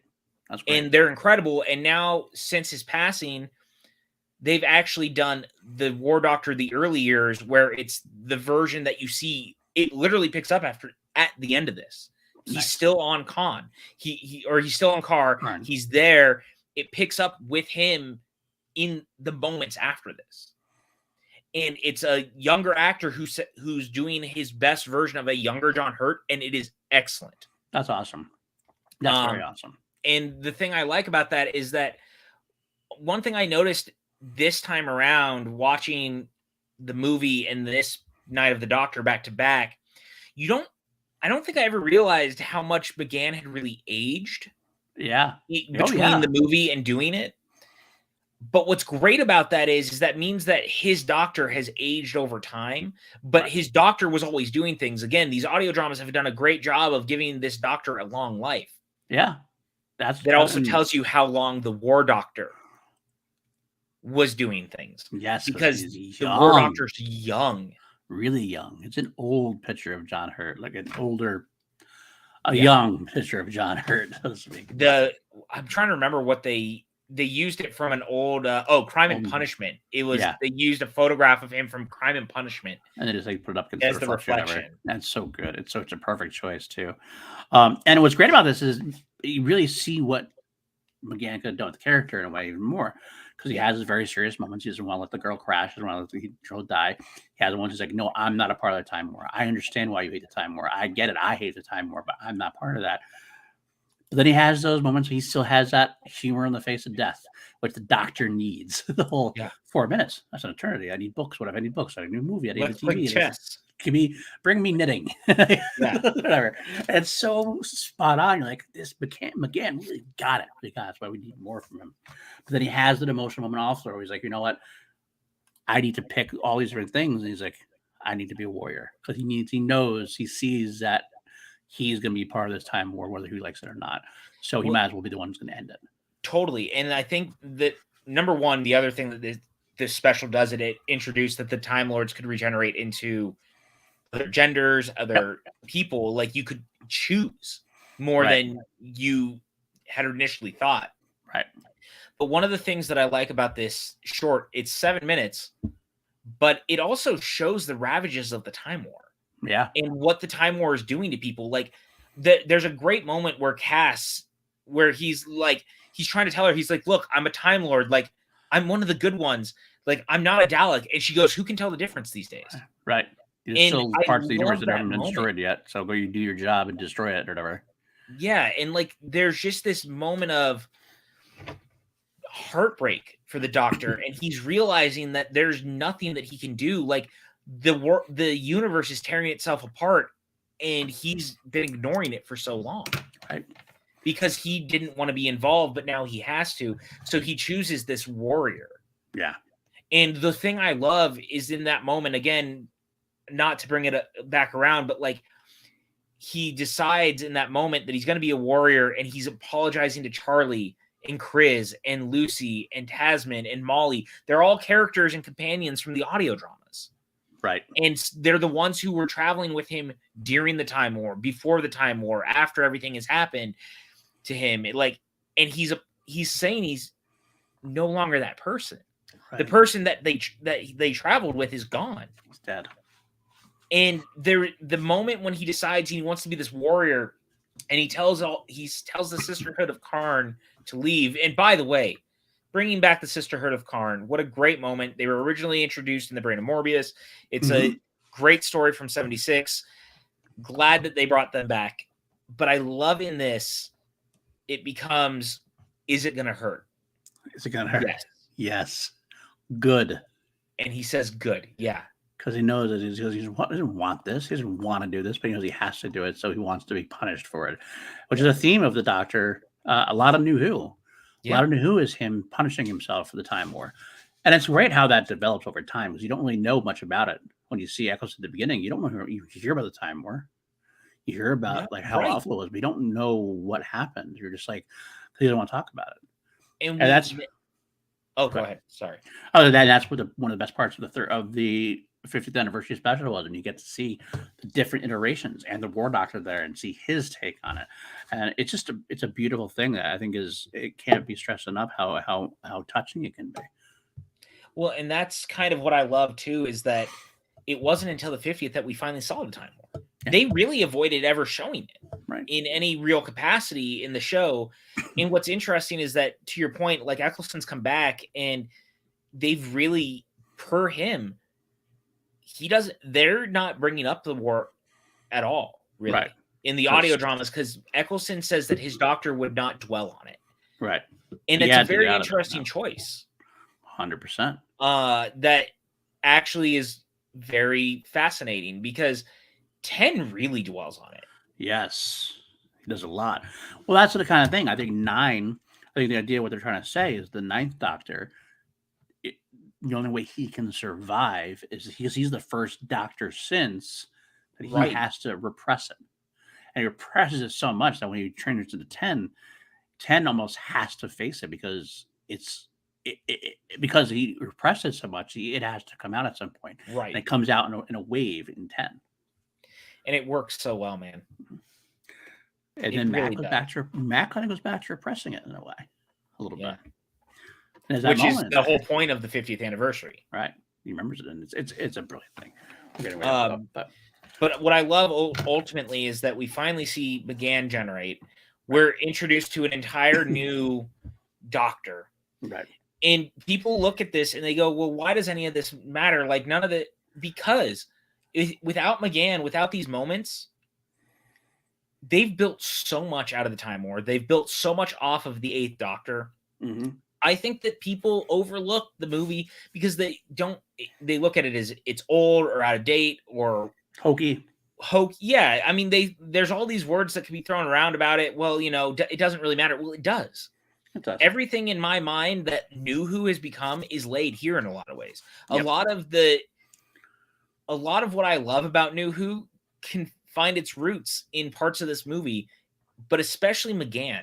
Yeah. In the way that he carries the performance all the way through this little special, all the way through all his audio dramas. And again, like, I can't stress enough, guys, like, Big Finish has done such a tremendous job with this version in particular of the character, but where this character has gone since, again, like, from the moment of his regeneration on, they have told that story. The War Doctor is still doing audio dramas right now of his earliest years. They did 4 seasons or 4 box sets with John Hurt. Right. They've continued these stories. They've continued doing it because why wouldn't they? Of course. Why wouldn't they? And that's what's so great, is that the linchpin of all of this is that for a movie that was so troubled to try to get off the ground, to push it into a co-production with an American studio, to make it happen. We're going to do this. It's going to happen. It's got to happen. And it finally does. And it's more of a whimper than a bang. Yeah. But the effect that it's had, because again, I don't think if the movie doesn't happen, I don't know if Who comes back in 2005. Yeah, I don't know either. I really don't.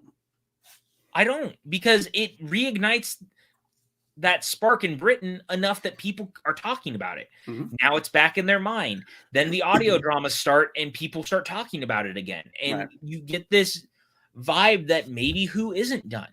Maybe we can modernize it. Maybe we can have some fun with it. And they do. They do. And thank God they do, because it's been one of the best TV shows I've had to deal with. I've gotten the opportunity to enjoy over the past 10, 15 years or so. And I'll say this, for as much as I bitch about the newer season or seasons, all the stuff under Chibnall, I would much rather have bad Who or Who that I'm not enjoying than no Who at all. Right, exactly. Because there's always a chance Doctor Who's always going to reinvent itself. It goes through dips here and there, but always comes back. It always comes back. And that's the important thing. I mean, look, man, I can't stress enough. If you've never seen the movie, please check it out. If you've never seen Night at the Doctor, I really recommend watching the movie, then Night at the Doctor. If you really aren't that interested in the movie, then just watch Night at the Doctor, and that's fine. And if you just like the Eighth Doctor and you want more, they're not paying me to say any of this, but the Eighth Doctor dramas really are where it's at over at Big Finish. They have box sets of all these characters, 3, 4, 5, 6, 7, 8, War, and 9, and 10. Tennant's back too. Tennant's been doing stories. They've done stories with River and Tennant, which have been really great. River has her own series of box sets where she interacts with all the doctors and old characters.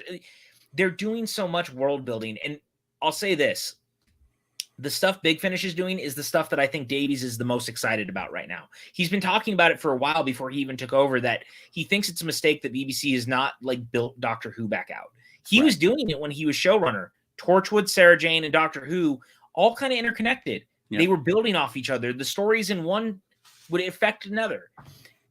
In a world where Marvel has taken everyone by storm in their multi-world building storytelling, Doctor Who should be doing that. And I think Davies sees that. So you're going to see more stuff like that, is kind of the idea. Moffat tried, Class didn't really take off, but the thought process was there to do it. 100%. Absolutely. We need to build Doctor Who out. The world of Doctor Who is really large, and Big Finish has found a way to bring Torchwood back. They've brought the War Master has stories. The War Doctor has stories. All the different doctors have stories. You may not like all of them, but there's definitely stuff. Dude, Unit has stories now. That's awesome. Tom Baker is back as the character from the 50th. He's not just playing the Doctor. He's also playing the Curator. That's awesome. How cool is that? Look at the stuff that they're building. They're taking all these things that we all like from all these different pockets of Doctor Who, and we'll find a way to do it. Sounds good, man. And on that note, we're going to end the first episode of Two Mediocre White Idiots in a Box. This is your free tease.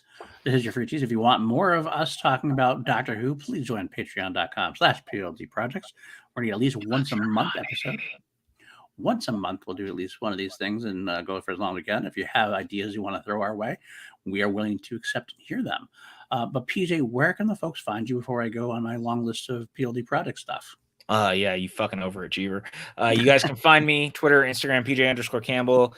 Hey, Movie Trivia Schmodown is back. Titans is a go. You can find me over there because, hey, I write the questions. Be nice to the writers. We're only human. I work with that dude right next to me. So check us out over at the Movie Trivia Schmodown. I really hope you guys are enjoying Titans. I'm really proud of it so far. I know everyone involved is really proud of it. So go check it out. Yes, I am as well. Very proud of it. It's been a very big pleasure working with this guy right here. We're very proud of Titans, and more is coming. That's for sure. A lot of big fun stuff coming on. Had a couple tapings already, and we're very excited about what we saw. So beyond that, you can find me at Paul_Denuzio on Twitter. You can find me on BLD Products. This is actually a big announcement here. I'll let this know in the chat as well. Scoundrels, usually my Monday show with Richard Eric Jarvie and Manny Gunner, where we talk about current news. We talk about our watch of the week, and usually have a main topic. It's usually on Mondays. For the next couple of weeks, it's going to be on Tuesdays for various reasons. Richard couldn't make Monday. Then I have a couple of doctor appointments, things of that nature. So we decided for the next couple of weeks, we're going to do Tuesdays. So Tuesday, same time as before, 12:30 Pacific, 3:30 Eastern. But so keep an eye on that. You can find me a lot of times producing for Andrew Guy and Ben Bateman on the Action Industries channel. You see this Joker in the chat. Katrina just showed up. Thanks, John. This is just for you. We're starting right now. We're going to start the whole episode over just for John and Streeta. I love you, brother. And also, you can find this Yahoo here and me doing the regular Two Mediocre White Dudes on Film. We are headlong into the Conjuring franchise.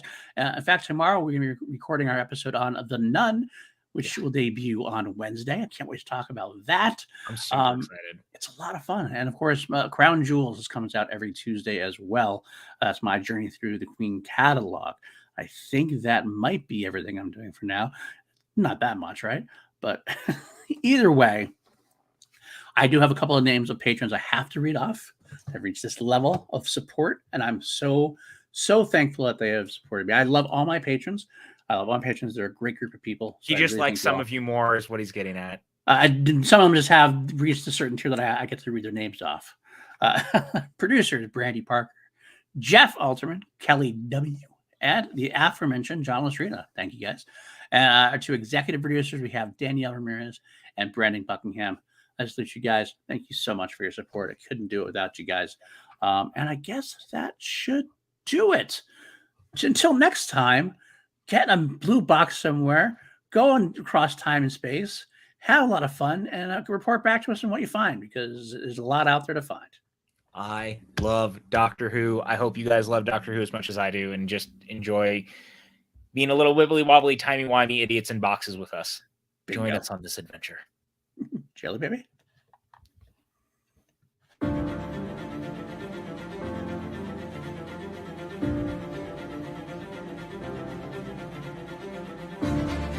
PLD. PJ Campbell. Two mediocre white dudes on film. Because frankly, we know you don't have enough of that in your life. So we're here to give you more. And without further ado, here are Two Mediocre White Dudes.